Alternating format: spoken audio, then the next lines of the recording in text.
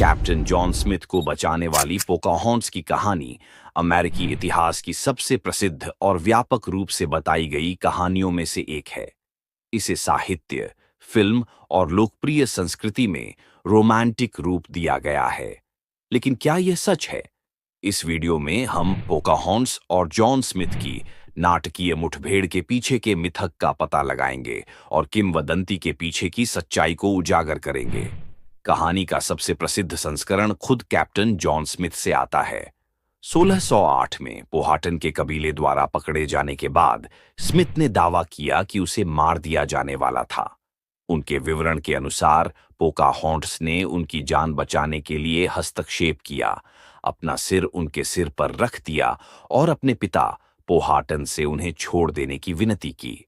यह नाटकीय बचाव स्मिथ की कथा का एक केंद्रीय हिस्सा बन गया और सदियों तक पोकाहॉन्ट्स किंवदंती को आकार देने के लिए आगे बढ़ा। हालांकि स्मिथ की कहानी में महत्वपूर्ण असंगतियां हैं। एक बात यह है कि स्मिथ ने अपने पहले के लेखन में पोकाहॉन्ट्स या बचाव का उल्लेख नहीं किया। वास्तव में 1607 से उनकी शुरुआती पत्रिकाओं में इस महत्वपूर्ण क्षण का कोई संदर्भ नहीं है।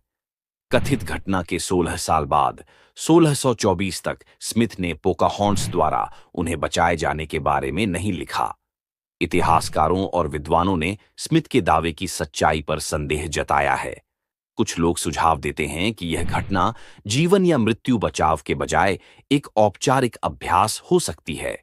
हो सकता है कि पोहाटन ने अनुष्ठान के हिस्से के रूप में निष्पादन का मंचन किया हो और पोकाहॉन्ट्स की हरकतें नाटकीय व्यक्तिगत हस्तक्षेप के बजाय कूटनीति के रिवाज का हिस्सा हो सकती हैं। ये संभव है कि स्मिथ ने अपनी खुद की वीरता को बढ़ाने के लिए कहानी को बढ़ा चढ़ाकर पेश किया हो या गढ़ा हो। व्यापक संदर्भ में पोकाहॉन्ट्स की भूमिका पर विचार करना भी महत्वपूर्ण है।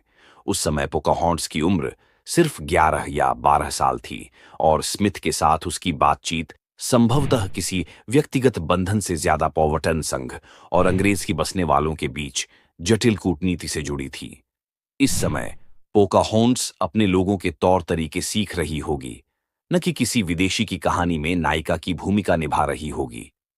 1624 में कैप्टन जॉन स्मिथ ने the general history of Virginia प्रकाशित की, जिसमें उन्होंने पोकाहॉन्ट्स के वीर बचाव की कहानी को जोड़ा।